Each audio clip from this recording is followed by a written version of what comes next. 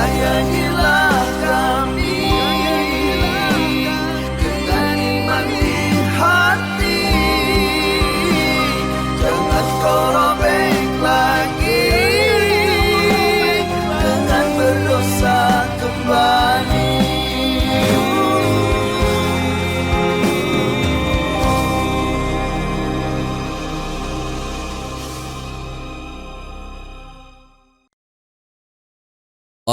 Wabarakatuh. Assalamualaikum wabarakatuh.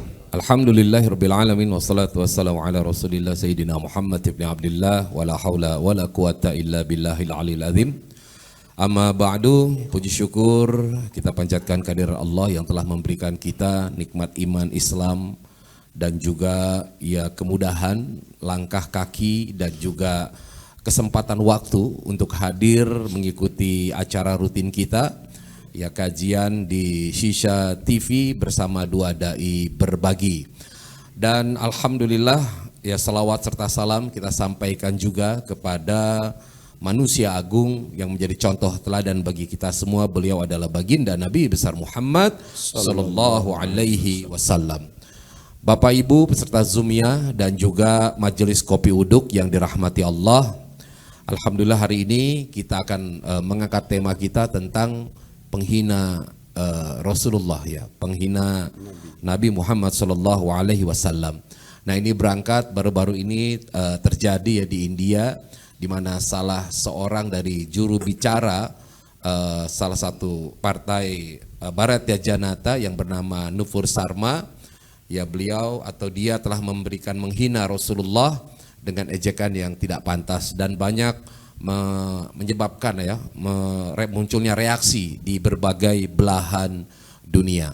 Nah, sebelum mengikuti acara ini, mari sama-sama kita membacakan surat Al-Fatihah agar kita diberikan keberkahan Allah Subhanahu wa taala dan Allah meridhoi acara kita pada malam hari ini. Dan kalaupun ada yang dalam kondisi sakit, Allah angkat penyakitnya dan juga kita dilapangkan dan diluaskan rezekinya. Ala hadiniya wa likulli niyatin shalilah hadratin Nabi Mustafa sallallahu alaihi wasallam. Al-Fatihah. A'udzu billahi minasyaitonir rajim. Bismillahirrahmanirrahim. Alhamdulillahirabbil alamin. Maliki yaumiddin. Shiratal ladzina an'amta alaihim.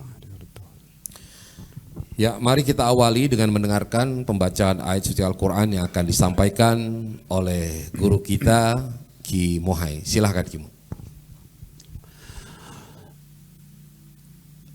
A'udzu billahi minasy syaithanir rajim.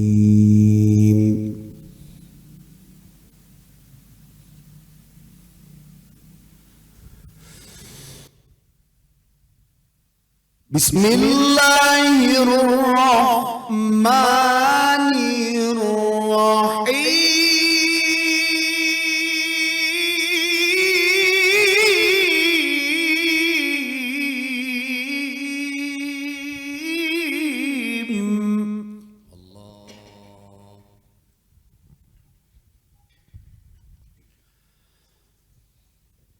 Laqad kana lakum fi rasulillahi uswatun hasanah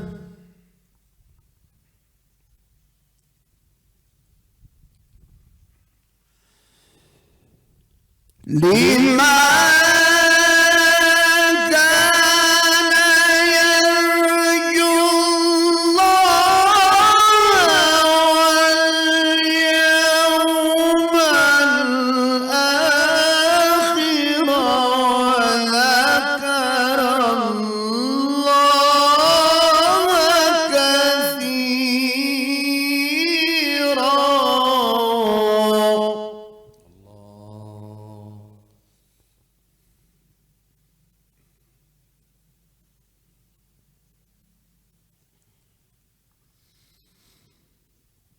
walamma al-mu'minuna al-ahzaba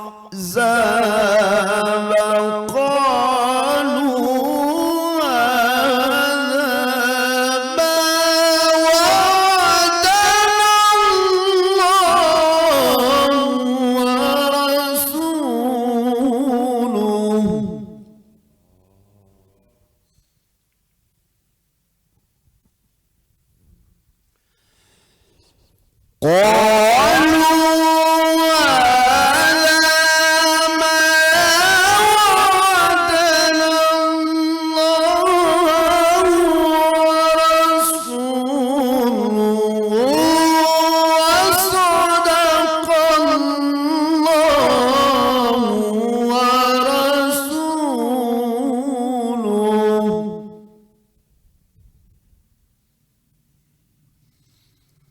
وما زادهم إلا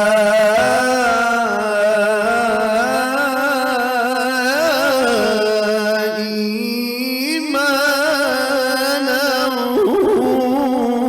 وتسليما.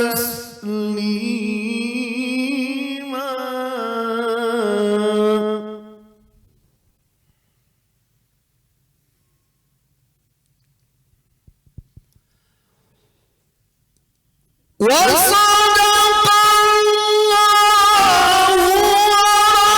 ورسوله وما زادهم إلا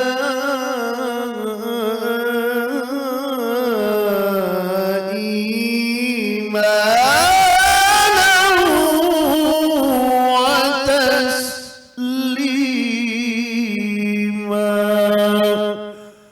صدق الله العظيم.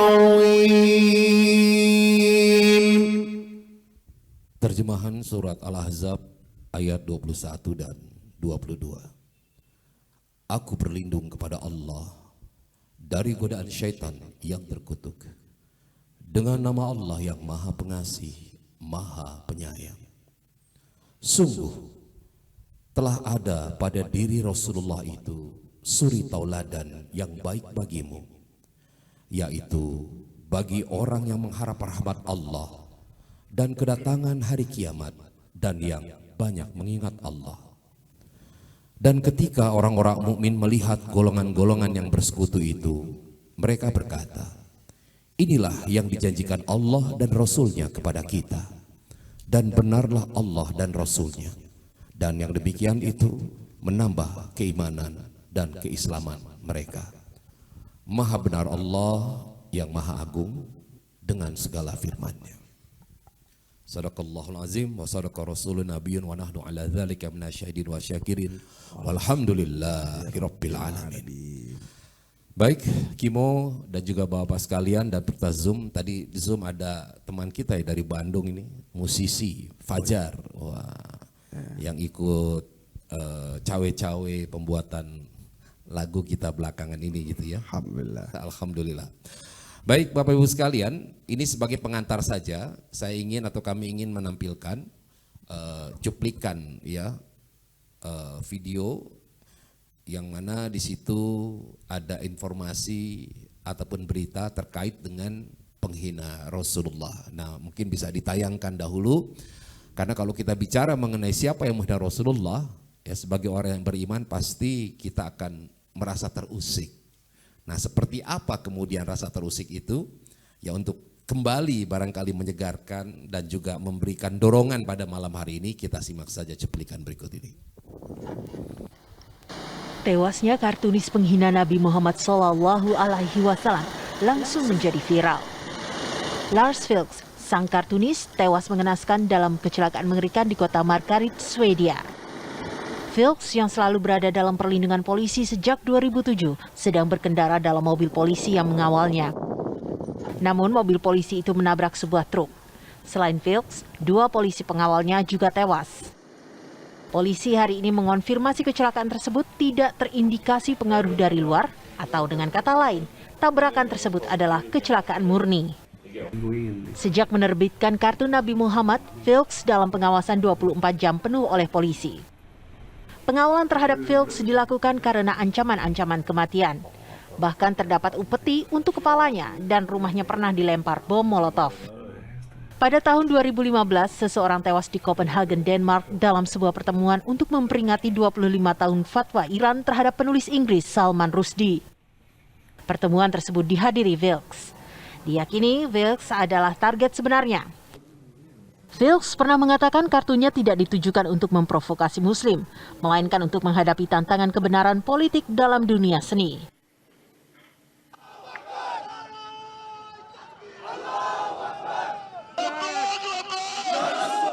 Dalam aksi protes ini, para pengunjuk rasa mengkritik pemerintah India karena tidak secara terbuka menyatakan kecaman atas komentar yang dianggap menghina Nabi Muhammad yang disampaikan oleh pejabat Partai Bharatiya Janata yang dipimpin oleh Perdana Menteri India Narendra Modi.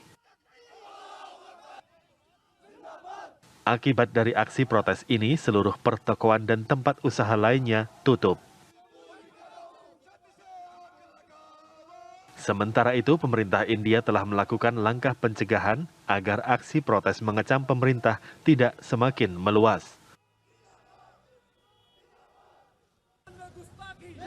Di wilayah Kashmir yang dikuasai oleh pemerintah India, otoritas setempat menutup akses masuk menuju 2 kota yang berada di wilayah tersebut, mengerahkan pasukan militer untuk melakukan penjagaan, serta memutus jaringan telekomunikasi untuk menghindari aksi protes atas penghinaan terhadap Islam di wilayah Kashmir semakin meluas.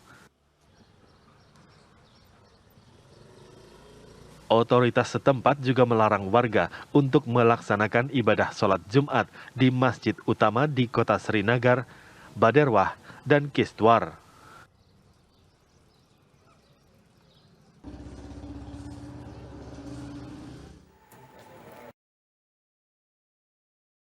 Oke, saya kira itu cukup ya cuplikan dari 2 kejadian, dan sebenarnya kalau rentetan penghina Rasulullah itu banyak ya. Dari mulai Salman Rushdie, Lars Vilks, kemudian ya baru-baru ini Nufur Sarma dari juru bicara Partai Bharatiya Janata di India itu juga melontarkan kata-kata yang menghina Rasulullah. Nah, sebelum kita memulai, Kimo, kita juga ingin nih mendengarkan komentar dari jamaah yang ada di sini maupun yang ada di Zoom nih. Kira-kira bagaimana reaksi Anda?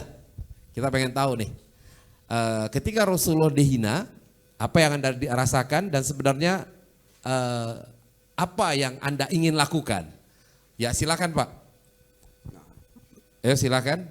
Yang mau ngasih komentar, ya langsung silakan. Bismillahirrahmanirrahim. Assalamualaikum warahmatullahi wabarakatuh. Assalamualaikum warahmatullahi wabarakatuh. Kita semua umat muslim yang menjalankan perintah Allah dan Rasulnya, kalau kita mendengar ataupun misalkan mendengar ada penistaan agama Islam atau menghina kepada Rasul, kalaupun di depan kita sendiri, saya pribadi marah. Bila perlu, ya kalau berantem lah gitu loh. Kalau di depan saya sendiri. Nah, masalahnya kan kalau di luar begitu, kita tidak bisa berbuat apa-apa. Paling tidak kita ini mendoakan aja lah untuk penghina-penghina itu, penghina-penghina Rasul itu, biar dikutuk sama Allah. Mungkin dari saya pribadi cuman begitu. Terima kasih. Wassalamualaikum warahmatullahi wabarakatuh. Waalaikumsalam. Ada lagi yang ingin berpendapat? Silakan. Ya Pak, ini bebas loh. Apa yang Anda rasakan, yang ingin Anda tuangkan? Nah, ini dari jamaah Kopi Uduk. Ya silakan, udah. Assalamualaikum warahmatullahi wabarakatuh. Waalaikumsalam. Ngomong-ngomong malam ini keren juga itu kupluknya. Iya. Pak Ustadz bisa. Judulnya emang kayaknya menyentuh hati itu Pak Ustadz. Karena apa? Menghina Nabi kita, junjungan kita gitu kan. Tapi kalau saya melihatnya emang dari konteksnya dulu, biasanya yang menghina di waktu zaman Nabi itu kan yang di luar agama Islam. Sedangkan kebanyakan sekarang malah udah yang mengaku-ngaku Islam malah. Dia ikut-ikut juga menghina Nabi. Dan saya pribadi merasa kalau ada di konten misalnya di mana aja dilihat di YouTube atau di mana, kayaknya hati mendidih. Tapi karena negara kita negara hukum, yaitu kita nggak bisa berbuat apa? Berbuat hakim sendiri gitu, menghakimin sendiri. Akhirnya yaitu benar kata Pak Wim, jadi kita berdoa sama Allah minta apa supaya orangnya yang menghina itu diberi hidayah gitu. Iya. Nah, dan apa bisa paham apa kadang orang yang menghina itu kadang dia belum tahu sebenarnya Islam itu gimana gitu. Cukup sekian dari saya Pak Ustadz, makasih. Oke. Baik, ada lagi atau yang ada di Zoom juga boleh memberikan pendapat. Ya. Ya, yang mau menyampaikan pendapat silahkan. Kita berikan kesempatan kepada jamaah Zoom ya. Ya, silahkan untuk raise hand. Silakan kepada Anda. Oh, Fajar. Ya, silakan. Yang ingin dia, silakan. Kang Fajar ini dari Bandung. Dia nyapa sebenarnya. Oke, siap. Oke, dibuka kameranya. Ya, silakan Kang Fajar, udah angkat tangan itu. Bicara.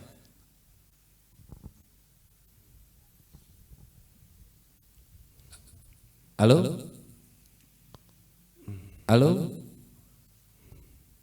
Ya, silakan. Udah dibuka tuh mic-nya. Ya, dibuka kameranya itu masih foto. Nih. Ya, silakan. Di jalan. Ya, oke. Masya Allah. Insyaallah ya gimana, Kang Fajar? Jadi, Wah, lagi pakai helm itu. Ini pecinta. gini sih kalau menurut aneh sih gini sih, Ustaz. Jadi, ya walaupun diri saya belum benar gitu, tapi ketika nabi kita dilecehkan atau dihina, ya rasa tuh sakit gitu hati saya tuh. Ya minimal saya mempunyai rasa itu ketika diri ini belum benar gitu. Kalau bertemu sih pengennya langsung, ya kata bapak tadi yang ada di sana, adu jotos saja gitu. Oke. Siap. Baik. Terima kasih Kang Fajar. Ya, hati-hati di jalan, luar biasa di jalan sambil ikut Zoom kita ya. Awas hati-hati. Baik, terima kasih. Ya, Bapak Ibu sekalian, untuk menumpahkan rasa cinta kita, kayaknya kita bersolawat dulu kali ya. Ya, boleh dong. Boleh. Ya, supaya kita benar-benar merasakan bagaimana sih kehadiran Rasulullah ya di tempat ini, terutama ketika kita mengaji ini, apa benar ketika kita bersolawat kepada Rasulullah hadir gitu. Sallallahu ala Muhammad sallallahu alaihi wasallam sallallahu ala Muhammad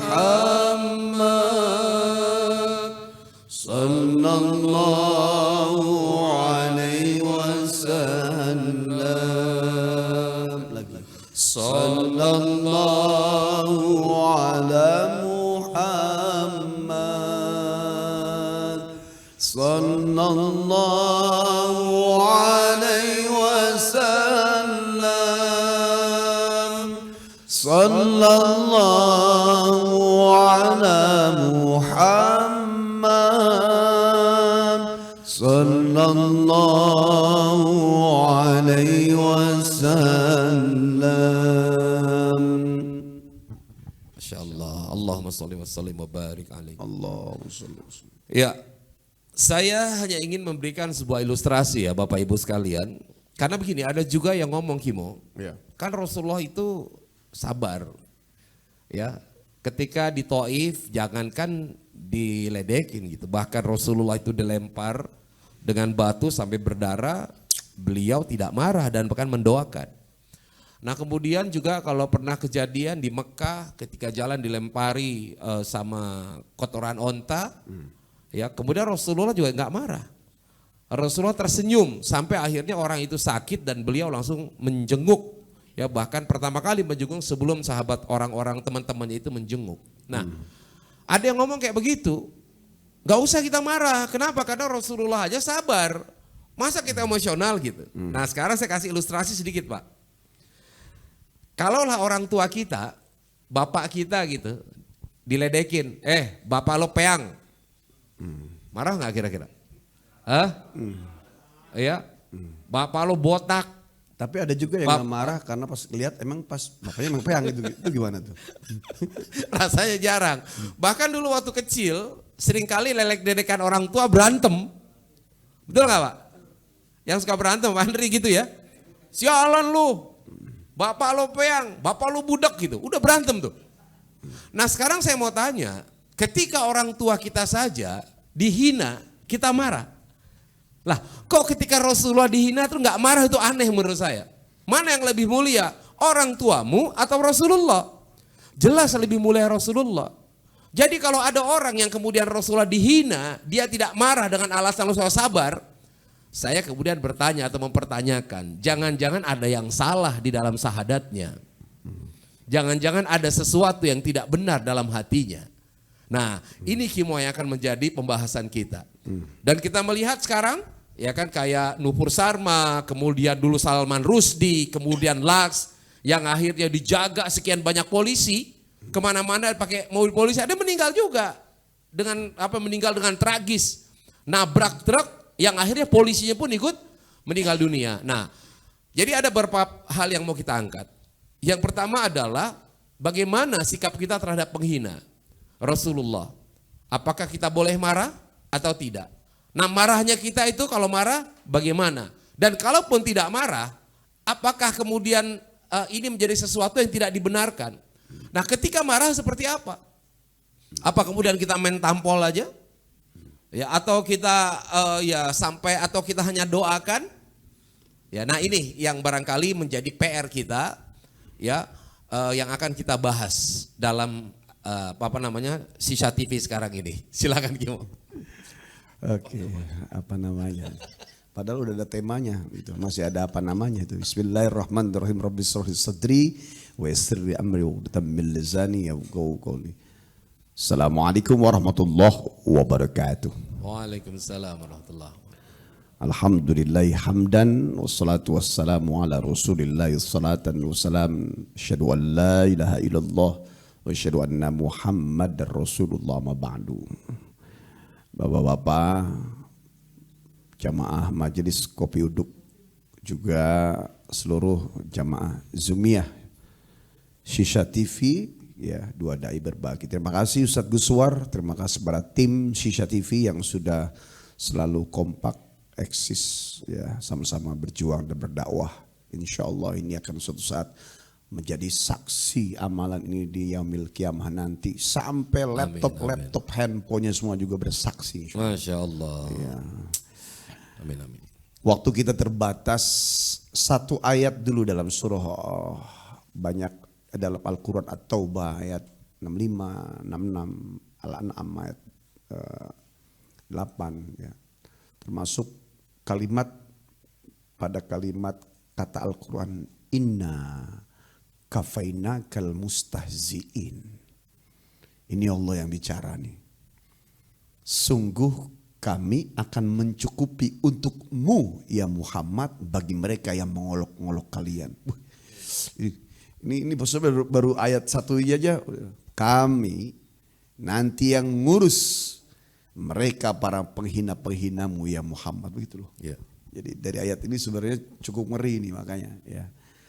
Bagaimana bisa orang kok bisa menghina makhluk yang mulia, sementara jangankan kepada beliau atau nabinya satu agama.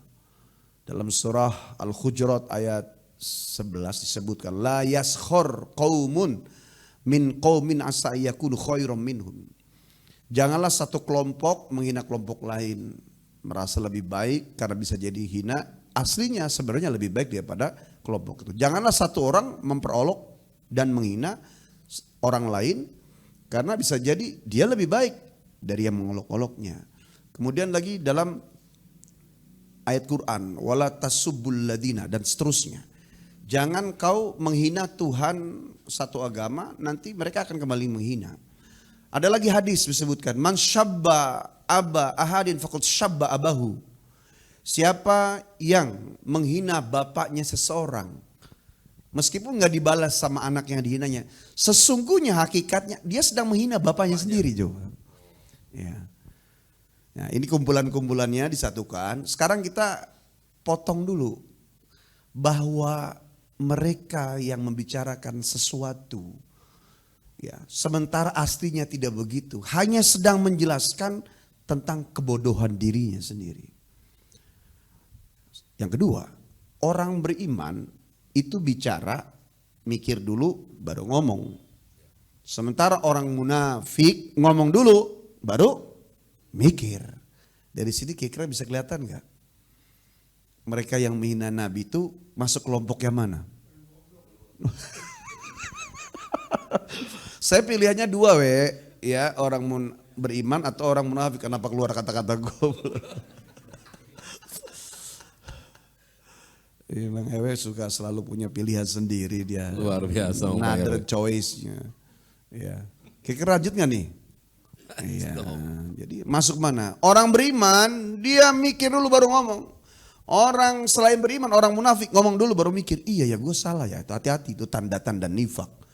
Ya. Kalau memang dia tidak tahu tentang sesuatu, tentang seseorang, tentang masalah satu agama, meskipun dia anggaplah pernah merasa tersinggung, ya, maka tidaklah dia berbicara, karena dengan berbicara hanya menampakkan kebodohannya. Makanya kita ketemu orang nih, kalau kita punya jam terbang Pak, sering ketemu orang, ketemu 5 menit 10 menit orang ngomong, kita udah bisa nakar nih orang ada di level mana.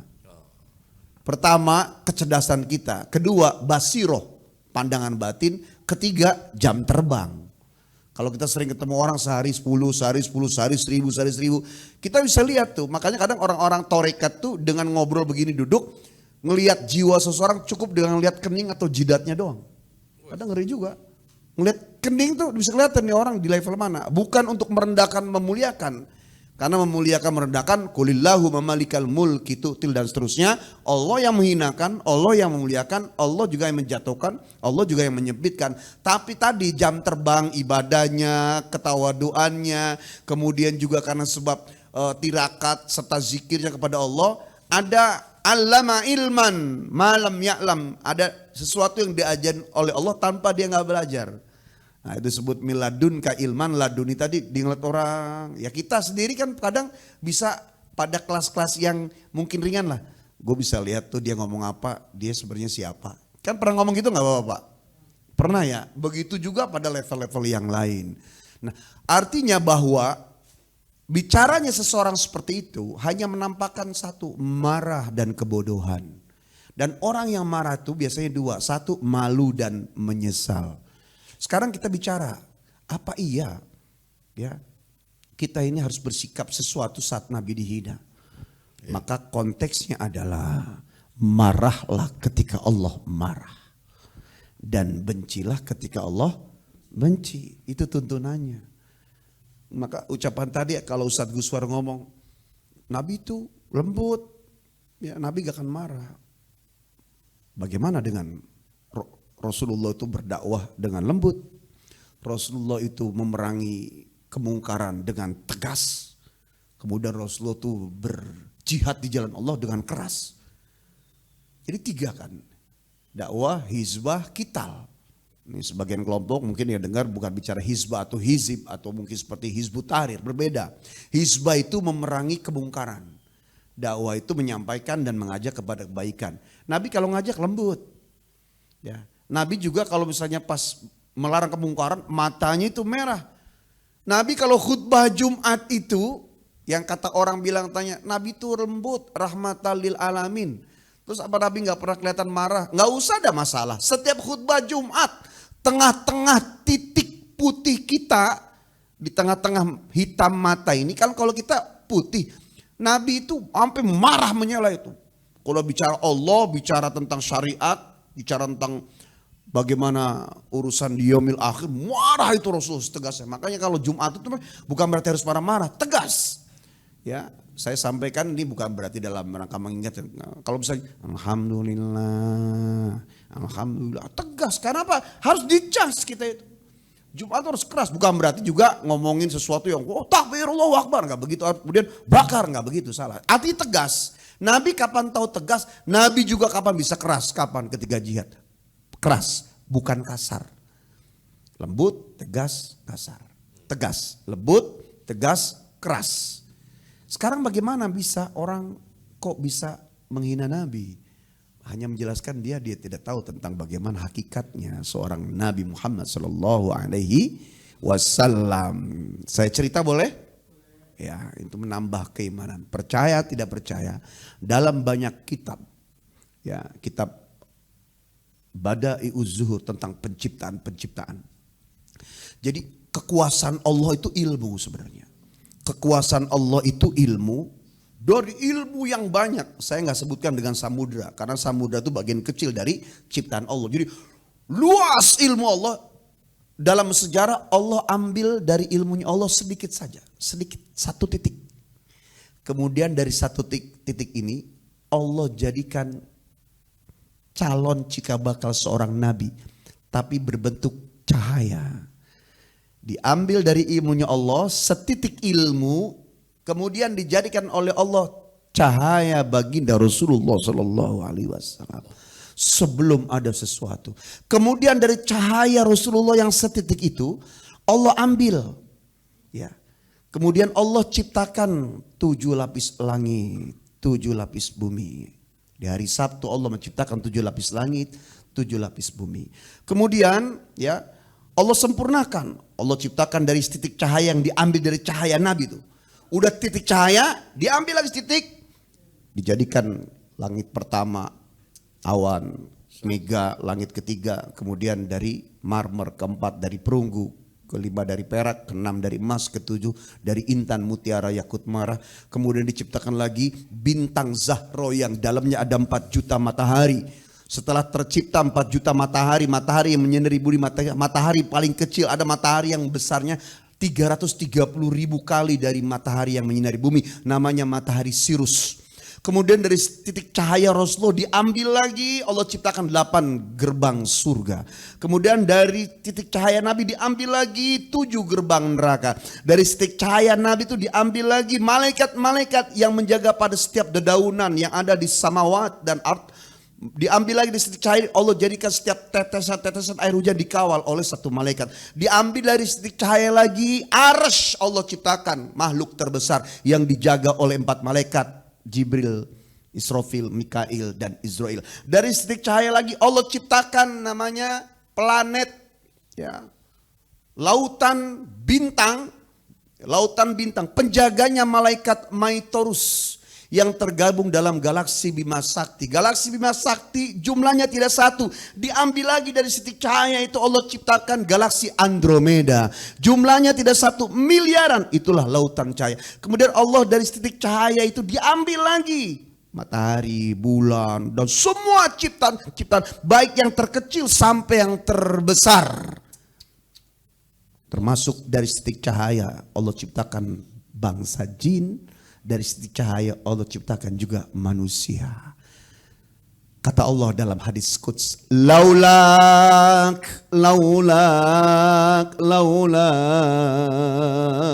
Kata Allah ngomong kepada Rasulullah, kalau bukan karena engkau ya Muhammad, kata Allah, kalau bukan karena engkau ya Rasulullah, kalau bukan karena engkau ya Habibullah, kekasih cintaku ayang embekku Muhammad, lama khalaqtul aflak, tidak akan pernah kuciptakan semesta alam jagat raya ini. Bagaimana bisa makhluk kecil, manusia lemah, menghina yang menjadi cikal bakal terciptanya semesta alam? Tidak lain tidak bukan karena sebab dia tidak tahu. Masya Allah. Maka kita lihat di Quran, kira Allah marah nggak ketika Nabi dihina? Tadi inna kafainakal mustasin. Muhammad, kau jangan khawatir, terus berdakwah, sebarkan perintahku, urusan mereka yang menghina kamu serahkan kepadaku, aku nanti yang akan habisi. Begitu. Allah marah, maka kita juga harus marah. Allah benci, kita juga harus benci. Allah cinta, kita juga harus cinta. Maka kita suka berdoa, ya Allah berikanlah cintamu, dan berikanlah cinta orang-orang yang mencintaimu. Dengan aku mencintai mereka yang mencintaimu, tumbuh makin besar cintaku kepadamu. Begitu. Maka kita nggak boleh membuat satu, gue paling nggak suka deh kalau ada orang gini. Nggak bisa kita buat ukuran sendiri. Kenapa? Kita disuruh cinta sama benci itu sesuai dengan ada yang di Quran. Lihat kisah Pak, ketika di zaman Nabi ada satu orang Yahudi menghina Nabi di depan mata, kemudian sahabat maju mencekik dia sampai mati. Nabi tidak menghisap dan mengkosos orang yang mencekiknya. Berarti kesimpulannya apa? Iya. Iya. Nah, saat itu hukumnya hukum Islam. Nah, sekarang kita punya hukum nih di Indonesia. Ya, makanya ada dari segala hukum waris, kita ada hukum kompilasi, ada hukum Indonesia, ya negara ada hukum Islam. Nah, kita berada di naungan hukum negara ini. Tapi minimal marahnya harus ada, Pak. Ada gejolak, kurang ajar itu. Marah, tapi dalam hati. Tadi sebagaimana doa Nabi, ya. Allah mahdi qaumi fa innahum la ya'lamun. Ya Allah, kasih mereka hidayah karena mereka berbuat begitu sebab mereka nggak tahu. Itu Nabi. Kalau kita memang harus ada kekuatan bahwa saya tidak terima, saya sakit hati. Cuma kita terbatasi oleh hukum di Indonesia. Minimal kita dalam hari tahu bahwa yang demikian itu tidak benar. Dan itu adalah iman, meskipun iman yang paling lemah. Lihat dalam surah Al-Kautsar, inna syani'aka huwal abtar. Dan buat mereka para penghina Nabi, para penghina kekasih-kekasihku, niscaya diputuskan rahmatku. Orang yang diputuskan rahmat, Pak, itu dihinakan di dunia, juga akan disengsarakan di negeri akhirat. Makanya orang penghina-penghina Nabi itu tunggu aja, Pak. Tapi kita harus marah. Ya nggak usah berbuat, ayo anarkis segala macam. Kalaupun demo, karena memang negara kita ini demokrasi, boleh sampaikan sebagai tanda sign of belonging kepada Rasulullah. Harus sampaikan. Tapi kalau untuk anarkis kita terbentur pada agama. Tapi minimal kita memang harus meyakin bahwa ini tidak benar. Pasti Allah marah. Qurannya udah jelas. Kita harus marah. Allah cinta, kita harus cinta. Kita yang sering, kenapa kita ketika ada penghinaan Nabi itu nggak marah? Karena kita sering mencintai yang Nabi tidak cintai, yang Allah tidak cintai. Kita sering mencintai yang Allah benci dan Rasul benci, sehingga terbalik. Akhirnya ketika Nabi dicinta, agama dihina, Nabi dihina, Rasul dihina, kita biasa terbalik, tidak marah dan tidak membenci. Ya Nabi salam alaika, ya Rasul salam salam alaika, ya Habib salam alaika, salawatullah alaika. Sekali lagi Pak. Ya Nabi salam alaika, ya Rasul salam salam alaika, ya Habib salam alaika, salawatullah alaika.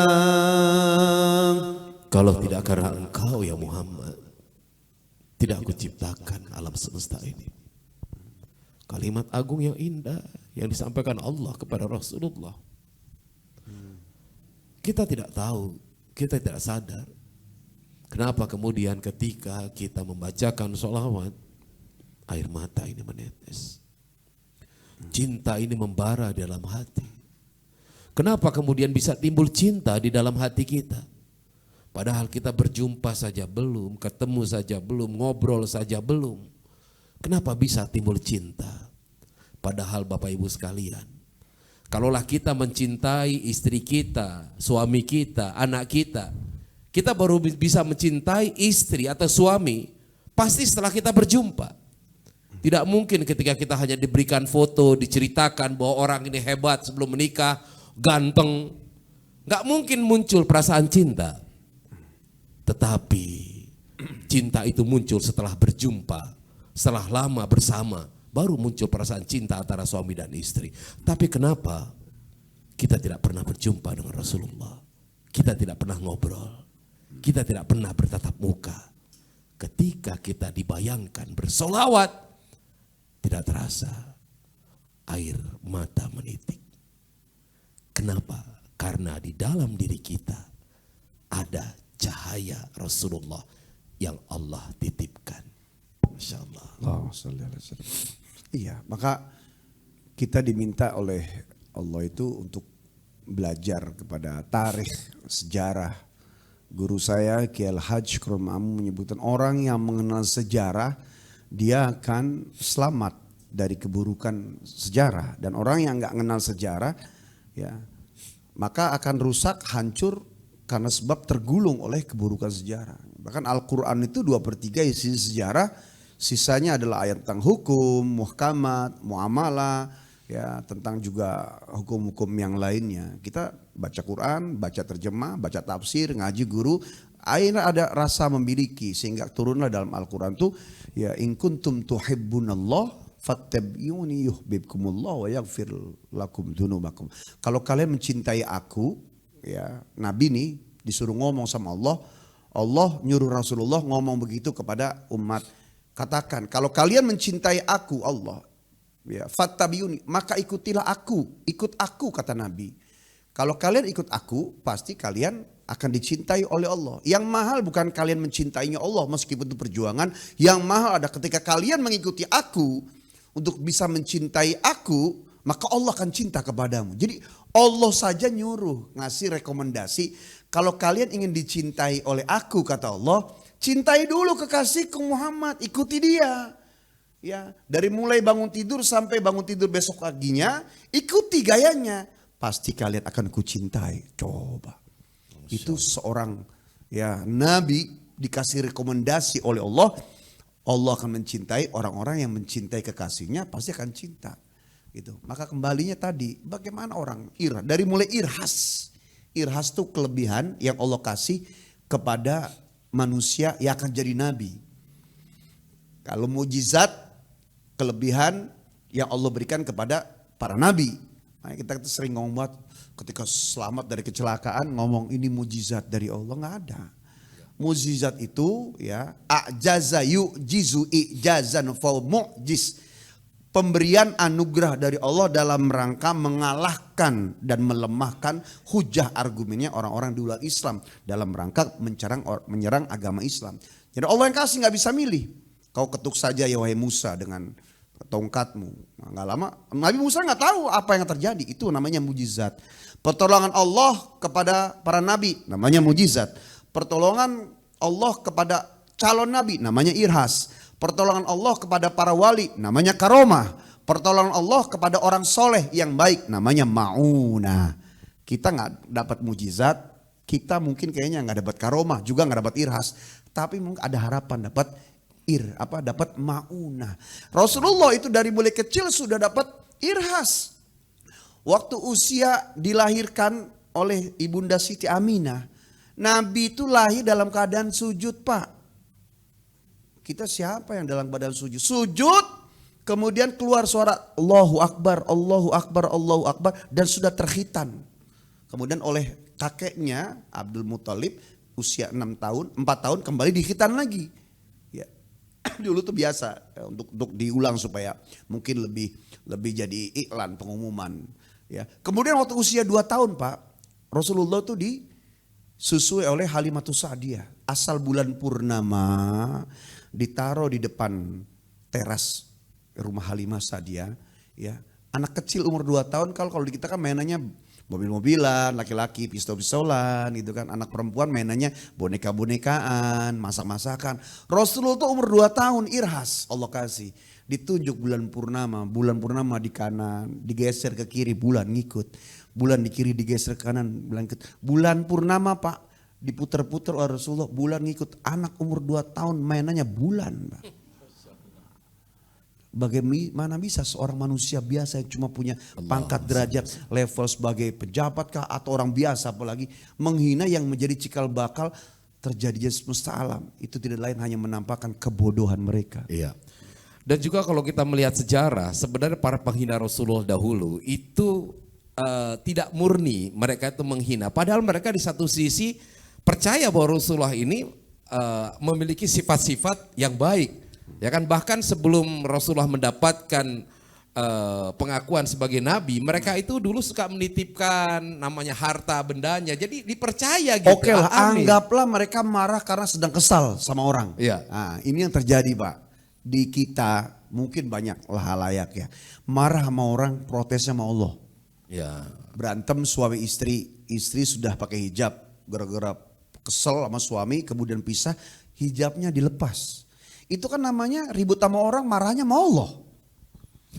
Bener nggak? Iya. Iya. Kesel sama orang. Ya, karena beranggapan bahwa dia itu berhijab karena disuruh oleh suaminya. Iya. Jadi mengikuti suami. Nah, sebagai bukti rasa marahnya agak apa ya? Dia lawan. Reaksi, Oh, ya, iya. bersifat reaksioner. Iya. Ya udah saya melawan, saya ingin membuktikan bahwa saya benci sama suami saya. Dan tidak mau mengikuti Nggak ucapannya. mau mengikuti ucapan Iya. dari suami. Iya. Padahal ucapan suami itu hanya pengantar bahwa itu adalah kewajiban yang harus dijalankan. Itulah bahwa apapun kullu man bi ghairi ilmin ya'malu amalu mardatul la tuqbalu. Beramal, beribadah kalau nggak pakai ilmu ya itu tadi bahaya. Kalaupun suami kan sebagai imam. Kita nih imam Pak, jangan kegeeran. Kita ini cuma jembatan Pak, jangan kegeeran. Tujuan istri kita adalah Allah. Tapi istri jangan lupa bahwa Bapak adalah Tuhannya istri. Maka jadilah Tuhan yang baik. Wakil Tuhan. Bukan berarti Tuhan dalam sebenarnya. Jadi betul-betul menjadi wakilnya Allah, sampaikan. Artinya apa? Ketika suami baik, ya hebat ke Allah. Suami belum baik, tujuannya tetap hanya kepada Allah. Sehingga ketika ada masalah dengan manusia, nggak protes sama manusia. Ya. Termasuk yang tadi terjadi di India juga. Ya. Dia mungkin kesal dengan lawan politiknya sehingga dia sampaikan. Atau merasa karena sebab pernah terhina. Ya, karena begini, sebelumnya sebenarnya dia memberikan reaksi terhadap umat Islam yang juga menghina dewa pada di sana begitu, sehingga akhirnya muncullah ucapan seperti tadi. Iya. Nah, sebenarnya saya ingin sedikit merilis apa yang Kimo sampaikan di awal. Janganlah kamu menghina Tuhan-Tuhan mereka karena mereka akan membalas hinaan tersebut. Iya. Nah, dia bilang seperti itu, walaupun akhirnya dari partai setelah memberikan sanksi ya, kalau tidak salah dilepaskan jabatannya sebagai juru bicara gitu dan diskors. Ada tindakan seperti itu, tapi ternyata ya dia alibinya adalah kenapa saya melakukan tindakan itu karena ada umat Islam yang katanya menghina ya Tuhannya. Nah ini gimana Kimo kita melihat ini? Iya, kita nggak usah bicara pada sesuatu yang melebar dan besar. Contoh lah gini, ketika ada orang di depan kita saat kita ini tidak berbuat apa-apa, kemudian tiba-tiba menghina, ya. Apakah kita mau balas dia? Sementara Quran nyuruhnya apa? Quran nyuruhnya supaya kita tidak membalas pada perbuatan buruk orang kan. Kalau kita balas, kemudian dia sama, balas lagi, nggak ada habisnya. Kalau ucapan, konteksnya sudah jelas. Tarkul jawab ala jahil jawab. Ya, tidak menjawab, tidak berbicara, tidak membalas atas ocehan orang bodoh, maka diam kita adalah jawabannya. Sekarang bagaimana dengan Nabi yang memiliki 3 akhlak? Akhlakun hasanah, akhlakun karimah, akhlakun azimah. Akhlak hasanah, akhlak yang baik yang kalau disakiti Nabi nggak balas. Akhlakun karimah, akhlak yang mulia yang kalau Nabi disakiti Nabi mendoakan. Akhlakun azimah, ya, yang kalau Nabi disakiti Nabi balas dengan kebaikan. Itu nabinya. Kalau kita yang dihina, kita ngikutin Nabi. Tapi kalau Nabi yang dihina, kita jangan pakai dalil ini. Ya. Udahlah Nabi itu baik, Nabi nggak pasti nggak begitu. Orang buktinya orang tua kita aja kalau dihina kita marah, ya apalagi Rasulullah cikal bakal hadirnya orang tua. Jadi kalau kita yang dihina, maka itu bagian kesabaran. Oh. Iya, kata kalau dihina Tuhanmu, dihina agamamu, ya. Kenapa sekarang banyak sekali Indonesia? Selama negara ini nggak usahlah kita membuat negara Islam, nggak usah.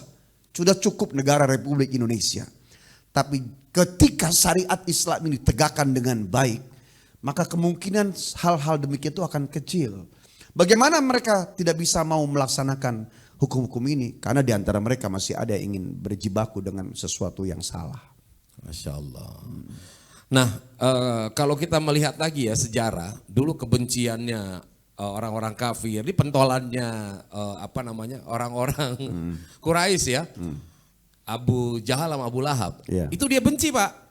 Tapi ternyata malam-malam itu dia suka diam-diam ngintip tuh.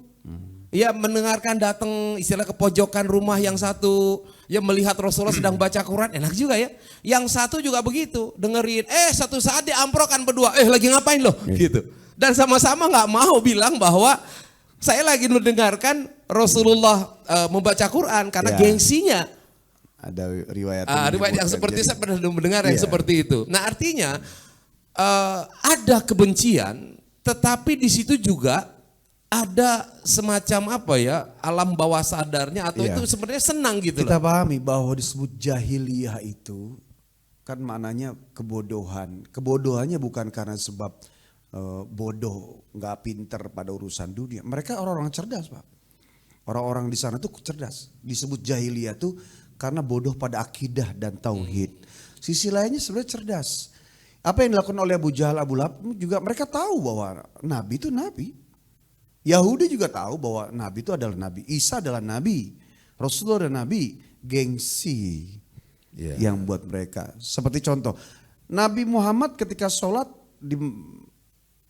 mengitari Ka'bah, meskipun perintahnya itu belum sekuat di akhirnya, Abu Jahal, Abu Lahab nggak marah. Nggak marah. Jadi Abu Jahal, Abu Lahab itu nggak benci kepada Rasulullah karena sholat, enggak. Ya. Abu Jahal, Abu Lahab itu mulai marah ketika Rasulullah menghilangkan 4 sekte.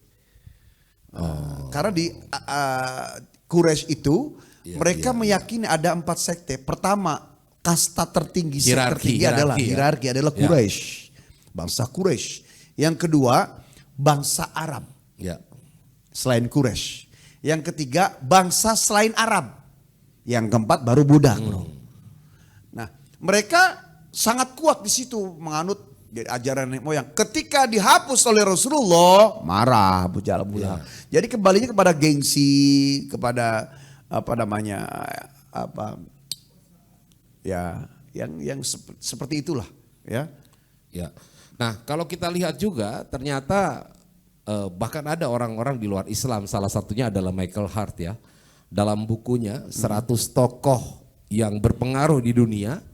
Ya ini secara akademis beliau melihat itu Bahwa nomor dan 1. menempatkan Rasulullah, ya beliau menyebutkan Nabi Muhammad ya. Muhammad beliau menyebutkan seperti itu dia. Ya di tempat posisi yang teratas. Ya yang bisa memberikan pengaruh yang besar terhadap orang-orang sedunia. Iya. Bayangkan Pak, semasa 22 tahun, 2 bulan, 22 hari Rasulullah memiliki 124.000. Ya. Kalau ibarat kiai mana dalam masa 22 tahun tuh punya lulusan sampai 124.000, enggak ada. Yang ternyata santri itu orang Arab semua dan hafal Quran semua, Pak. Ya. Gitu. Kemudian Rasulullah juga memiliki 12.000 sahabat. Sahabatnya 12.000. Bapak sahabatnya berapa, Pak? Segitu-gitu aja. Ya. Kemudian Rasulullah memiliki 38 panglima yang satu panglimanya sekelas Khalid bin Walid. Ya. Kemudian mampu membangun peradaban. Jadi kalau orang cerdas tuh sangat menerima kebenaran. Orang cerdas tuh. Kalau ada orang cerdas kemudian mengungkapkan sesuatu yang salah, sebenarnya bukan berarti bodoh dia. Dia hanya menutupi kebenaran itu. Ya, kalau orang yang cerdas itu dia akan sampai kepada kebenaran itu ketika dia memang sportif menyampaikan kebenaran. Sehingga tadi menempatkan nomor satunya ada Rasulullah, benarlah adanya. Perkara dia tidak mengimani kembali kepada hidayah gitu. Ya. Jadi sedikit lagi kita merilis ya. Pada tahun 1793 itu ada namanya revolusi Prancis. Ada 3 kata yang kemudian disampaikan, yaitu apa? Liberté, egalite dan fraternite. Nah, artinya apa di situ? Kebebasan, kesetaraan dan persaudaraan. Ternyata ini konsep ini sudah Rasulullah sampaikan tadi. 1400. Ya kan 1400 tahun yang silam. Ya, dan itulah ternyata yang tidak disukai oleh orang-orang kafir Quraisy. Karena mereka menganggap kesetaraan itu nggak ada kesetaraan. Mereka ini harus membuat kelas-kelas sosial.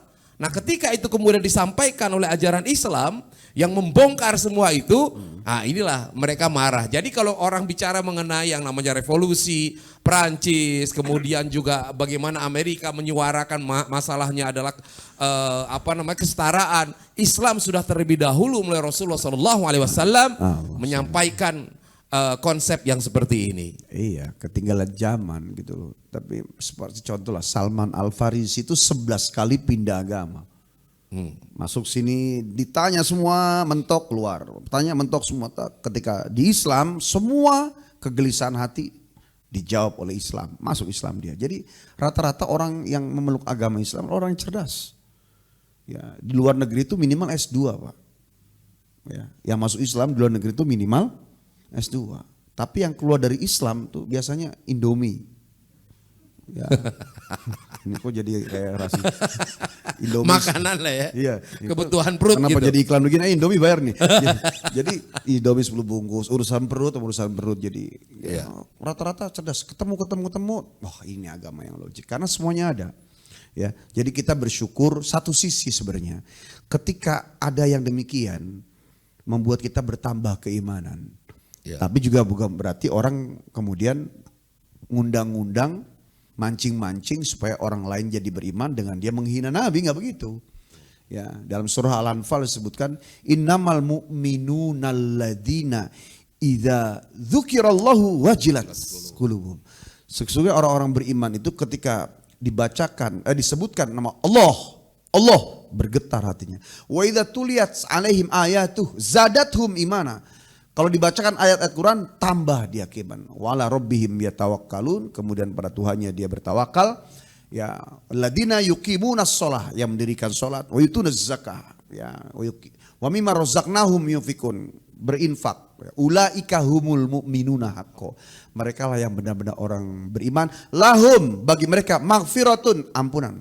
Ya, warizkun karim, juga rezeki yang mulia. Nah, semua itu akan sampai di derajat seperti demikian yang Allah bilang dalam surah Al-Anfal. Dan kita semua tahu itu karena Rasulullah Shallallahu Alaihi Wasallam. Ya, laula murabbi, ya, lama araftu Rabbi. Kalau bukan karena sebab guruku murabbi, aku tidak tahu Tuhanku. Guruku cuma orang biasa. Laula Rasulullah.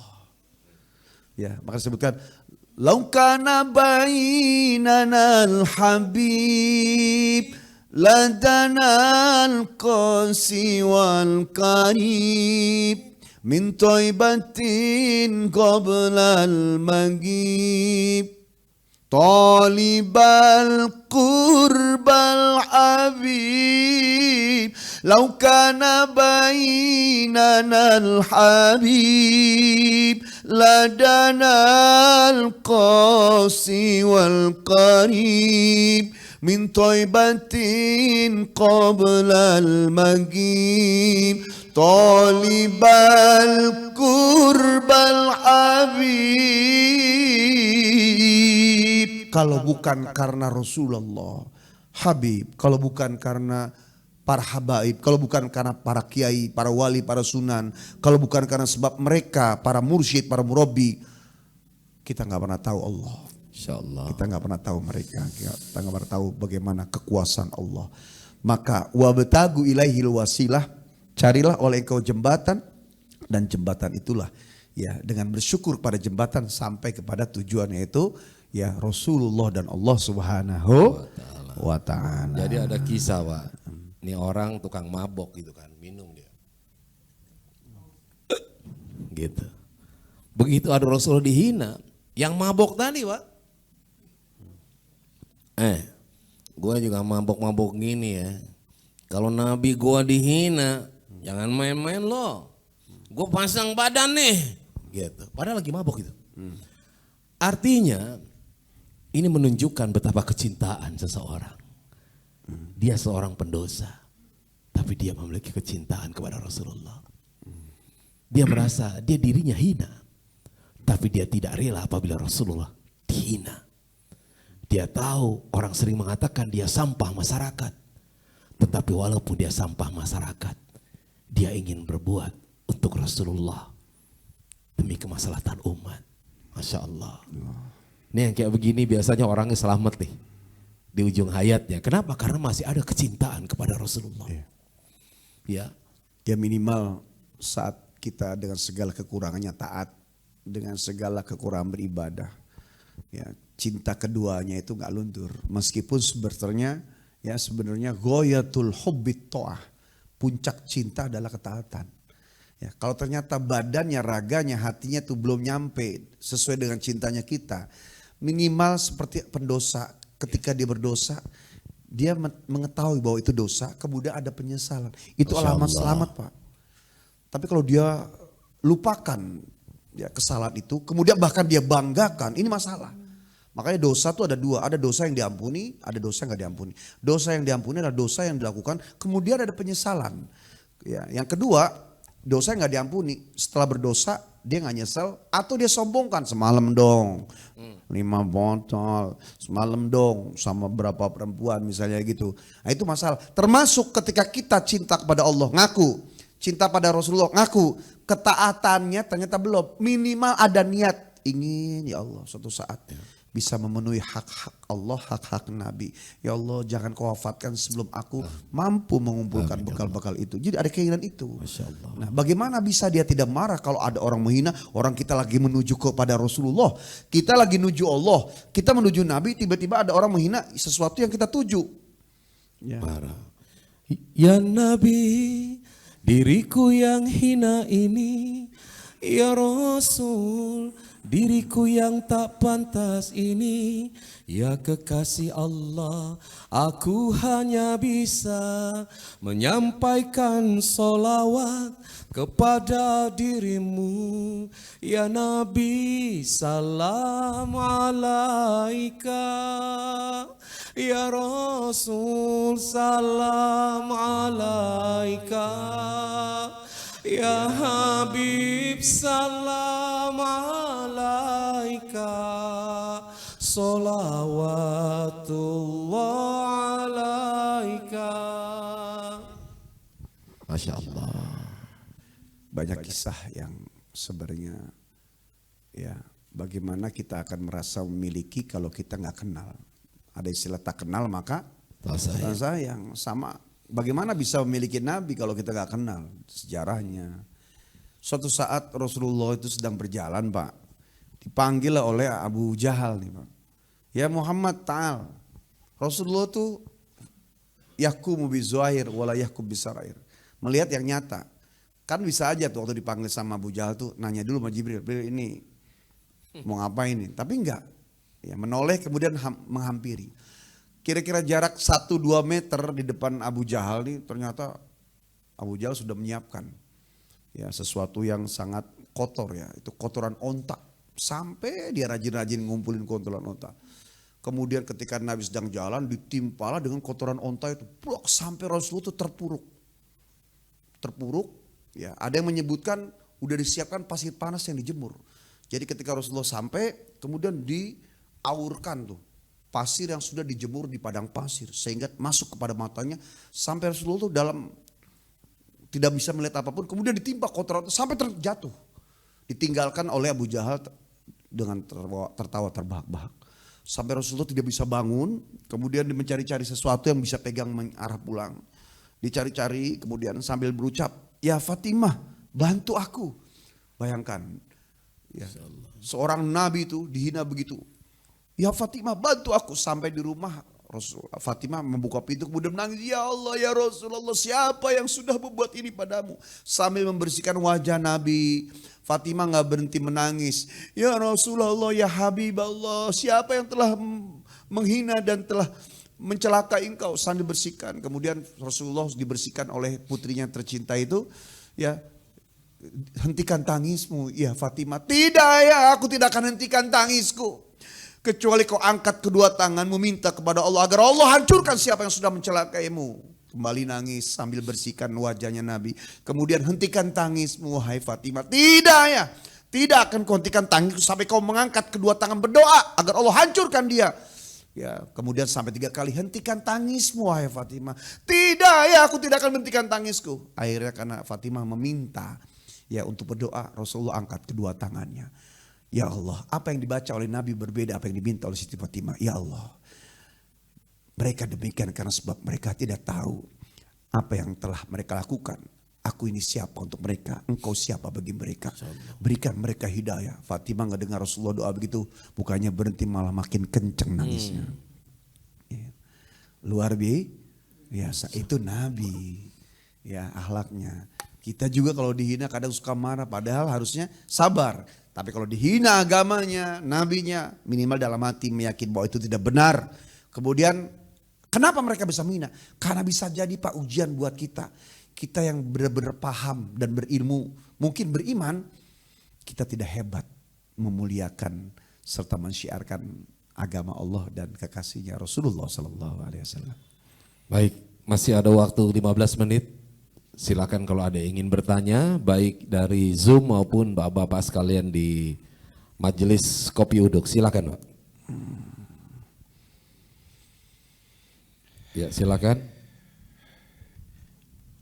Kita buka galeri. Oke. Silakan dari ibu-ibu, bapak-bapak yang ada di Zoom atau bapak-bapak yang di sini.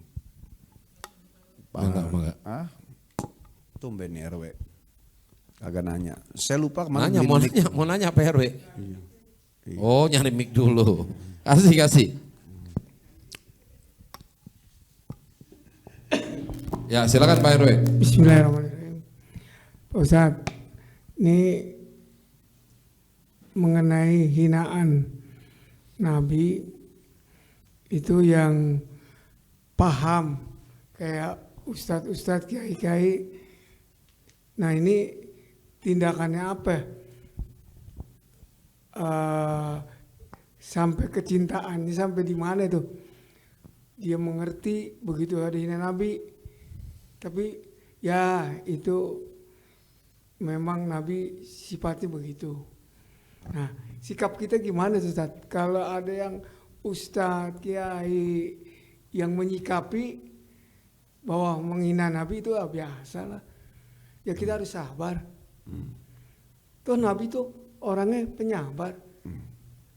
Nah kita sebagai umat nih kan gregetan. Ya. Nah harus tindakannya seperti apa? Ya. Nah, seperti itu. Jadi ada dua ya kalau saya tangkap ya. Yang pertama bagaimana kalau Pak RW melihat ada seorang ustadz ya yang menyatakan ketika Rasulullah dihina, udah tenang aja, ya kan. Yang kedua sebenarnya bagaimana sikap terhadap orang yang menghina dan sikap terhadap ustadz itu, begitu ya. Nah sekarang saya tanya dulu, kalau ada ustadz yang begitu Pak RW gimana? Jitak aja kalau gitu. Berarti jawabannya, kalau pertanyaannya dijawab sendiri udah. Iya. Gimana cara jitak ya, orang juga nggak ketemu. Ya kita doain aja supaya dapat hidayah. Yeah. Ustadznya? Ustadznya. Iya. Oh luar Biar biasa. biar kembali lagi ke jalan yang benar. Kalau misalkan ketemu ustadznya langsung? Ya kita langsung ngomong. Iya. Iya. Ngomong Kita ya, ingetin, jitaknya nggak jadi? Kita nggak jadi. Kita ingetin aja. Iya, iya. Untuk apa jadi RW kalau nggak ngasih nasihat, ya kan? Oke. Baik. Terima kasih Pak RW. Iya. Nggak usah dijawab kan, udah dijawab. Udah sendiri. jawab ya benar. Iya. Sebenarnya luar biasa gitu. Memang kita harus menciptakan bagaimana orang bertanya dan menjawab sendiri. Iya. Ya silakan yang masih ingin bertanya, yang di Zoom juga boleh ya. Gini, Ada Rasen, ada. ya jadi gini Kimo, ini kadang-kala ada pertanyaan gini, Rasulullah itu kan laki-laki ya. Iya. Kita harus meniru Rasulullah. Iya. Nah sedangkan jamaah ini kan adalah perempuan. Iya. Bagaimana cara perempuan meniru laki-laki kalau ini dari gendernya gitu. Iya. Ya kan, nah terus ya kalau laki-laki mungkin membayangkan meniru laki-laki itu agak lebih mudah. Nah ini gimana? Dua hal. Satu, pertama ya, kita diminta mencontoh Nabi itu mau nggak terkait dengan gender. Kan ada perbuatan-perbuatan yang tidak berkaitan dengan gender. Ya. Sholat, berakhlak, berdoa, soal puasa gitu. Ya, kalaupun ternyata memang harus meniru yang bersifat gender kewanitaan, kan ada Ummul Mukminin, Ummahatul Mukminin, yaitu istri Rasulullah, Khadijah, kemudian Siti Aisyah, ya, Kulsum, Ruqayyah. Baca sejarahnya, gitu. Makanya tadi bagaimana bisa menjadi suri teladan kalau nggak tahu sejarah, maka bacalah. Jangan hanya membaca yang bersifat umum saja. Tapi andai pun mengikuti Nabi semuanya, sampai pun menyebut namanya juga, orang nggak ada yang mana. Coba istri bapak tidur, tiba-tiba ngigau, Rasulullah, Muhammad, ya Rasulullah. Terus bapak bangun, cemburu nggak? Enggak. Cemburu nggak? Kagak dong, malah subhanallah si saya. Ngigau coba. Iya, coba ngibi langsung. Agus. RW. Terus RW. langsung dikelepak tuh istri kita. Jadi emang kekhususan berbeda. Contoh lagi, zaman Rasulullah ketika Rasulullah duduk, kemudian ada orang datang sejelek kasarnya, bagaimanapun rupanya, itu orang yang jelek tuh jadi mulia di sebelah Nabi.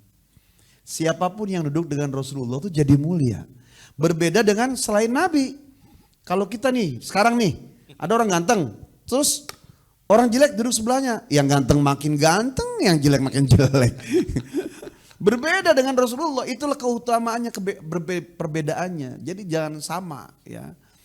Orang ganteng duduk sebelah orang ganteng, ya hal yang lumrah. Rasulullah kemudian gak lama duduk tuh orang sahabat ya, mau siapa, mau Bilal kah. Orang itu ikut mulia, waduh bisa dekat dengan Rasulullah ya. Saya pernah kisah dulu cerita tentang bagaimana, dulu cerita di mana ya ketika ada seorang petani Pak, ini sambil nunggu yang bertanya ya. Seorang petani pekerja keras, saya pernah ceritain kalau nggak salah di sini ya. Coba diulangi lagi, kayak apa ceritanya? Nanti Iya. kan saya bilang itu udah pernah atau belum? Bagaimana seorang petani itu dia bekerja di ladang sampai tangannya kasar. Tapi sisi lain dia pengen juga bersalaman dengan Nabi. Asal Nabi mengajar di majelis, dia duduk di belakang. Karena selesai salaman semua sahabat tuh bersalaman. Dia duduk di belakang karena saking takutnya gitu. Bersalaman dengan Rasulullah, takut menggores tangannya Nabi karena tangannya kasar. Ya, dan itu terbaca oleh Nabi. Terlihat. Asal selip salaman dilihat udah nggak ada. Asal salaman terus nggak ada. Ya. Sampai akhirnya ketika di pengajian Nabi nggak nunggu selesai. Petani ini duduk, pas kaget kok ada kaki. Pas dilihat ke atas, Rasulullah berdiri di depannya sambil mengulurkan tangan. Ulurkan tanganmu. Kemudian disembunyikan tangannya. Jangan ya Rasulullah, ulurkan tanganmu.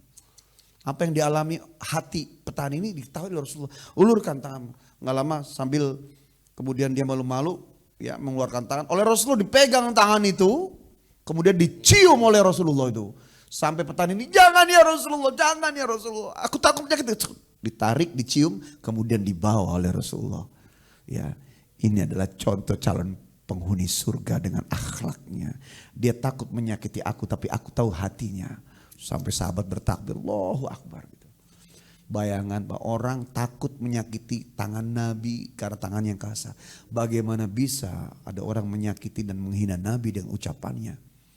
Ya, pertama karena memang tidak beriman. Kedua, perlakuan nifak munafik. Ketidaktahuannya bukan karena kebodohannya, karena memang tidak mau tahu. Dan orang seperti ini yang kata Allah mustahziin akan dihancurkan oleh Allah Subhanahu wa taala, dibuat terputus rahmatnya, dihinakan di dunia, disesakarakan di akhirat. Siapa saja niat tidak niat, kecil atau besar ucapan penghinaan itu dibuat tidak nyaman oleh Allah. Kenapa? Karena Allah nggak akan mandang kita kalau tidak ada Rasulullah. Karena ada Rasulullah, Allah menyelamatkan kita. Kalau Rasulullah sudah tidak dibuat nyaman, maka manusia akan dibuat tidak nyaman oleh Allah. Gitu. Nah terus, ya silakan. Silakan udah. Ini Pak Ustadz, Assalamualaikum warahmatullahi wabarakatuh. Waalaikumsalam warahmatullahi wabarakatuh. Kan banyak kita dengar juga gitu Pak Ustadz, kadang sebagian lain ada yang dia membawa hadis itu kan perkataan Nabi. Kadang hadis doif pun dia bilangin ke kita. Apa itu termasuk dia melecehin Nabi itu? Kadang hadis doif dan kadang kita yang mendengar pun juga bertanya-tanya sedikit bid'ah. Ini bid'ah. Kadang kita bertanya dalam hati, apa Nabi nanti begini dulu? Kan enggak. Akhirnya timbul kita, apa yang kayak gitu bisa termasuk juga memutarbalikkan hadis-hadis Nabi itu. Oke, Ustaz. baik. Nah, Ya. cukup sekian Pak Ustaz. Ibu-ibu yang semuanya di Zoom juga bisa mendengar bapak semua ya. Saya langsung jawab ya. Jadi saya tidak akan bahas apa yang tadi langsung, tidak akan jawab langsung. Jadi apa saja yang membuat orang tuh jadi merasa kecil hati ketika dia beragama, maka dianggap dia memutuskan rahmat. Ada seorang ulama didatangi oleh seorang pendosa. Saking besar dosanya, kemudian ulama itu bicara, kamu sulit mendapatkan ampunan. Apa yang kamu lakukan tidak dilakukan oleh Nabi. Kamu calon penduduk neraka. Allah akan lebih marah bukan kepada pendosa, kepada orang yang mengatakan itu. Karena Allah bicara, jangan kau putuskan rahmatku dari mereka yang ingin datang kepadaku. Jadi kalau bicara tentang dikit-dikit misalnya bid'ah, saya tidak akan menyebut tentang bid'ah karena masalah ini sebenarnya gak akan selesai dan sudah putus pembahasannya. Ya, kalau boleh saya jelaskan di Zoom ini, mumpung nanti mungkin nongol di YouTube, mereka harus pahami bahwa kullu bid'atin dolalah wa kullu dolalatin finnar. Ya, buat saudaraku yang di alam sana, alam sana. Kul itu ada dua, ada kul lil jami, ada kul ba'd min kul. Kul lil jami setiap tuh dari semua, ada kul ba'd min kul setiap dari sebagian. Jadi ada yang tidak dilakukan oleh Nabi, tapi nggak semuanya itu sesat.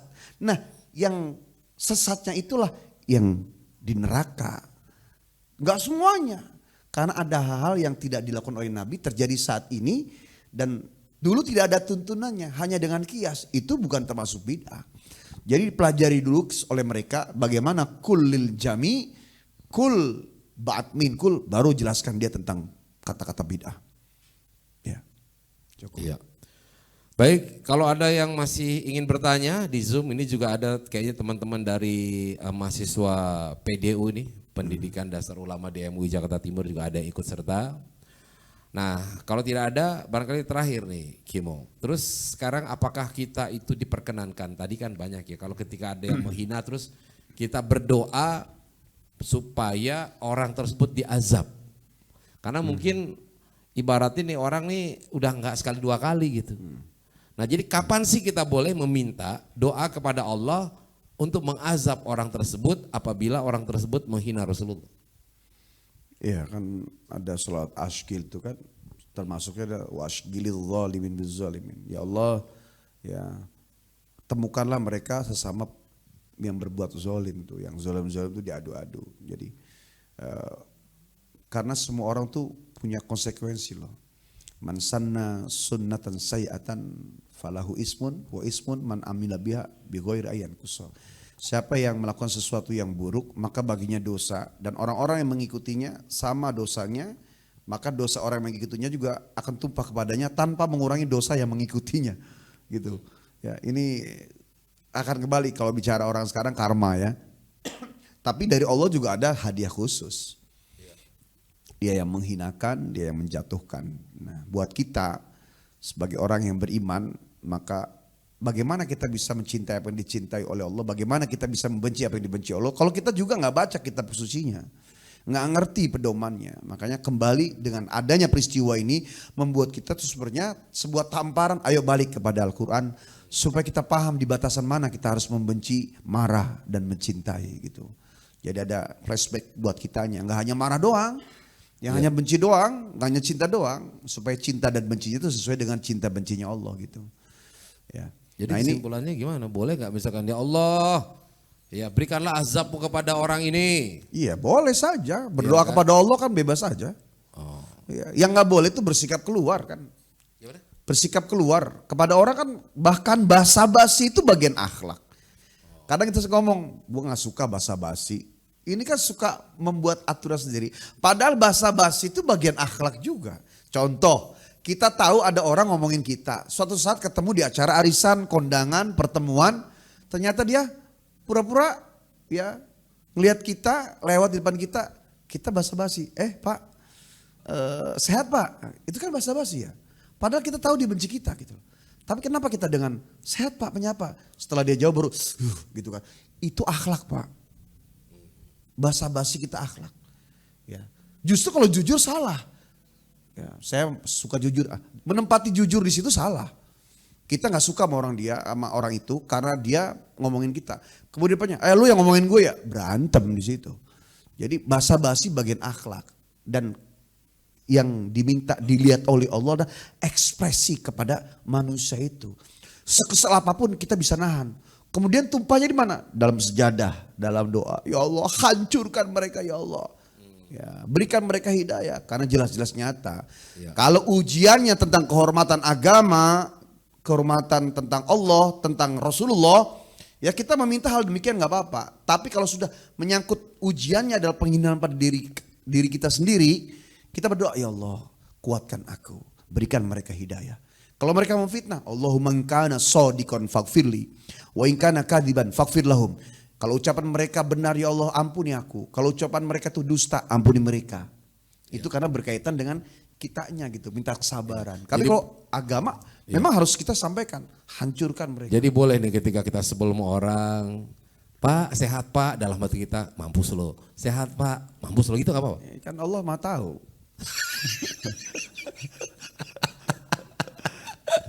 Kalau yang nanya Ustadz Guswar bebas aja sih.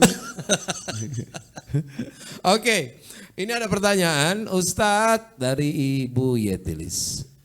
Mohon izin bertanya, salawat yang manakah yang terbaik untuk baginda Rasulullah dan salawat yang bagaimanakah yang tidak diperbolehkan?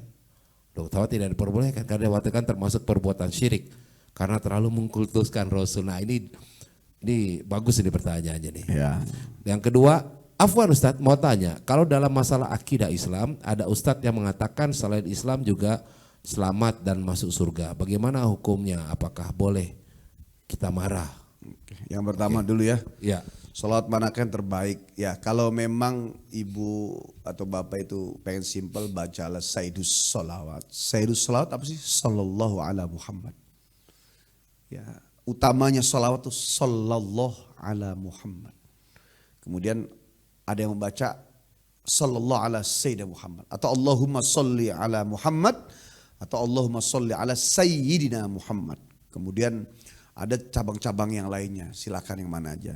Nah kalaupun tadi disebutkan khawatir mengkultuskan, sebenarnya memuji Nabi selama kalimat-kalimat itu dari kita tahu dari guru-guru kita itu, ucapan itu sebenarnya lebih mengarah kepada majazi ya, sastra.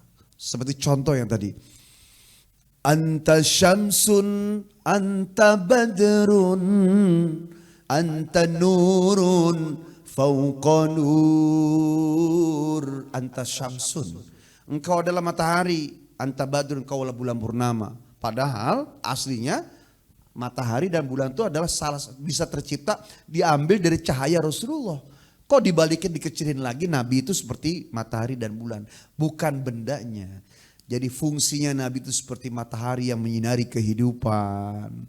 Fungsinya Nabi itu seperti bulan yang memancarkan keindahan. Kita ngelihat bulan Pak, indah gak Pak kalau bulan purnama? Cakep banget ya, begitu Nabi itu. Nabi kalau datang tuh orang tuh teduh. Karena auranya tuh 400 meter ke barat, utara, timur, selatan. Kita ngeliat gambar ada holy ya. Jadi 400 meter, setengah kilo kurang lebih sebelum Nabi nyampe itu orang udah teduh duluan. Makanya lagi duduk nih, tiba-tiba sejuk. Langsung sahabat gini, ada Rasulullah di sekitar sini, begitu sih. Masya Allah.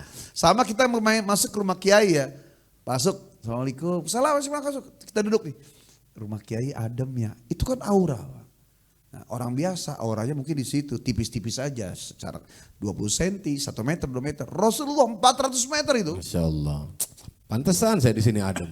Ya, ada siapa ya? Ada RW saya. Kita lagi. Jadi sebenarnya ada nggak sih kultus itu? Karena kan gini, istilah kultus itu harus didefinisikan dengan jelas. Iya. Mengkultuskan tuh artinya apa? Apakah menuhankan seseorang? Pokoknya apapun bentuk cinta yang membuat kita itu memuji Rasulullah, bukan memuja, karena memuja itu kepada penghambaan hamba kepada ketuhanannya. Memuji-muji pokoknya yang indah. Ya, semakin dipuji, semakin dicintai Allah. Makanya bahkan menjadi syarat kita berdoa tuh, setiap kita mau doa Pak, siapa orang yang berdoa, dia nggak memuji kekasih Muhammad, kutolak doanya. Makanya syaratnya pertama, ke Allah istighfar dalam rangka merendahkan diri, membesarkan Allah. Yang kedua, salawat. Karena Allah itu hanya mendengar doa orang yang mencintai kekasihnya Muhammad gitu. Allahumma sholli, astagfirullahaladzim, Allahumma sholli ala sayyidina Muhammad. Minimal gitu, baru Rabbana hablana. Terakhir tutup lagi salawat atau langsung dengan kalimat yang lain gitu. Ya, di makam Rasulullah sering itu diomelin sama askar kan, ketika kita berdoa menghadap ke makam Rasulullah itu bilang, "Hei, haram lah." Gitu, itu sebenarnya mereka itu tanbih karena pernah ada mungkin sering oknum yang sampai berlebihan sikapnya melebihi kepada manusia seperti seolah dia menjadi hamba, menjadi menuhankan, enggak, tetap enggak boleh. Ya, tetap Rasulullah adalah panutan, bukan sesembahan. Namanya panutan. Makanya orang yang ngambil tanahnya kemudian gunting segala macam itu apapun bisa jadi syirik gitu. Kemudian kita menjadi imbasnya ketika ada orang yang ya begitu, kemudian kita ya Allah sampai begitu, diusir, khawatir. Karena tadi disampaikan bahwa ikhlas dengan ria dan iman serta syirik itu tipis. Lebih tipis dari kulit bawang gitu. Sehingga orang yang melihatnya khawatir. Ya, khawatir kita tuh terpleset dari iman menuju syirik. Makanya dikasihlah mereka saya sana. Ya, di samping mereka juga punya ajaran atau sikap lain dalam bermazhab ya. Ya itu tadi dari Bu Yeti, kemudian dari Pak Ustadz Afwan, Pak Eri, Ustadz Eri maksudnya, pakai Afwan. Ustadz Afwan. Aduh. Ini gimana nih kalau ada Ustadz yang mengatakan selain Islam juga selamat masuk surga, ya, mengatakan selain Islam juga selamat masuk surga. Ya mungkin kita boleh marah nggak? Ada dua hal nih, yang satu boleh nggak? Ya memahami seperti itu. Mungkin kitabnya kitab ya Wiro Sableng apa gimana. Quran jelas lah, wa may yabtagi dinan ghairul Islam. Siapa yang mencari agama selain Islam, falan yukbala, maka tidak akan pernah diterima ya minhu darinya, wa huwa fil akhirati, dan dia nanti di dalam negeri akhirat minal khosirin, termasuk orang-orang rugi. Ini jelas. Kita kalau ngomong begini bukan berarti menghina mereka. Ini keyakinan kita. Sebagaimana keyakinan mereka ketika meyakini bahwa agama mereka yang benar, kemudian kita yang kafir, kita juga biarkan. Itu namanya toleransi yang mengerti. Dan mereka gak usah marah. Tapi kalau ada orang kita yang ngomong begini, jelas ayatnya. Ya. Wa may yabtaghi dinan ghairul Islam falan yuqbala minhu wa huwa fil akhirati minal khasirin. Ya. Siapa yang mencari agama selain Islam, yang nyari aja, maka termasuk orang yang merugi di akhirat. Tidak akan diterima. Bagaimana bisa dia berucap bahwa mereka juga akan masuk dalam surga. Kalau terjemahannya surganya mereka sendiri, bagi mereka, ajaran mereka sah-sah saja.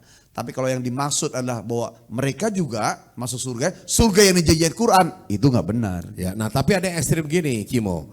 Saya pernah dengar katanya ada yang mengatakan gitu bahwa ayahnya Rasulullah itu bukan Islam. Demikian juga ke atasnya. Gitu. Nah ini gimana ini kalau tidak Islam kan berarti kayak tadi dong. Artinya tidak berada di surga. Nah ini ada timbul pertanyaan yang seperti itu gitu. Ya. Jadi kalau sudah bicara bahwa keyakinan mereka, contoh jangankan di masa sebelum Rasulullah ya. Anggap masa sekarang. Nih Pak, kita ke hutan.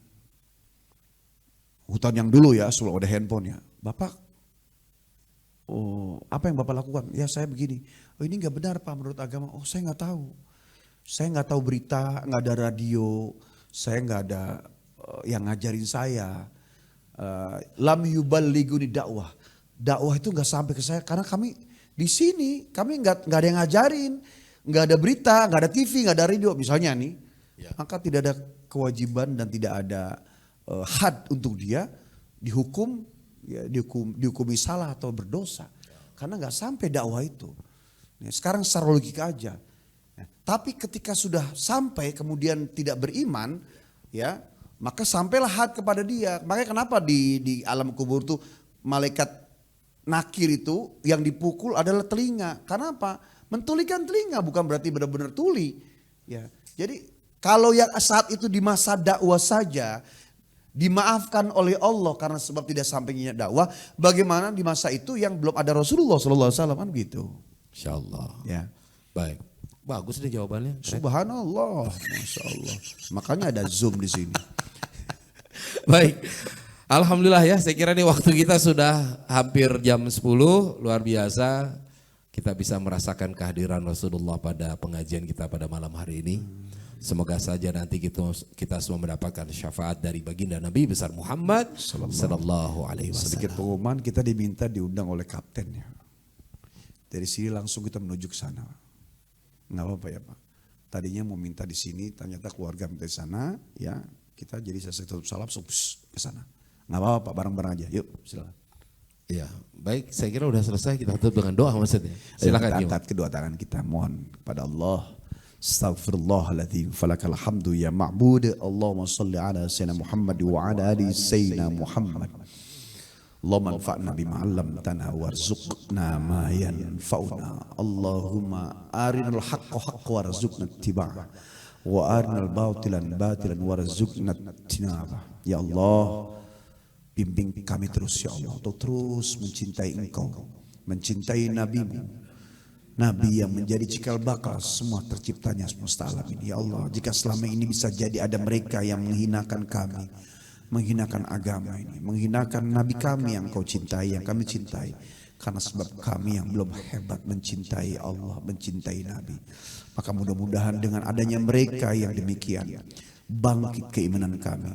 Dan untuk mereka yang telah berlaku ayal menghinakannya, ya Allah, Kau Maha tahu, Kau yang menghancurkan, Kau yang memuliakan, Kau yang menghinakan, Kau yang menjatuhkan.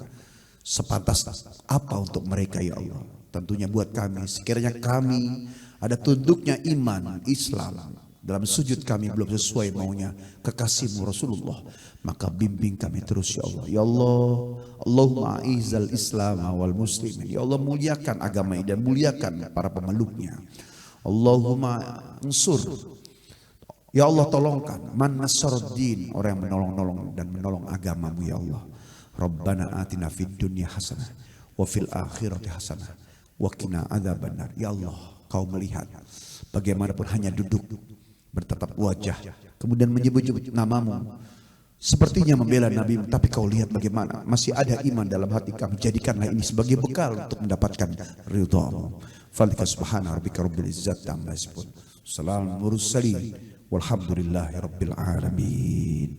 Baik, mari sama-sama kita tutup dengan doa penutup majelis. Subhanakallahumma wa bihamdika asyhadu an la ilaha illa anta astaghfiruka wa atubu ilaik. Kami ucapkan terima kasih ya kepada jamaah Zoomia yang hadir pada malam hari ini. InsyaAllah minggu depan kita bisa berjumpa kembali dengan tema yang lain, dan kalau bisa diajak juga yang lainnya untuk ikut bergabung, dan semoga ini memberikan manfaat buat kita semua. Demikian juga Bapak-bapak dari Majelis Kopi Uduk, kongko pikirin urusan dunia dan akhirat ya. Juga mudah-mudahan diberikan usia yang panjang sehingga minggu depan kita bisa kembali berjumpa. Amin. Terima kasih buat semua, dengan juga teman-teman kru yang bertugas. Terima kasih semua. Allahul muwafiq ila aqwamit thariq. Wabillahi taufiq wal hidayah. Assalamualaikum warahmatullahi wabarakatuh.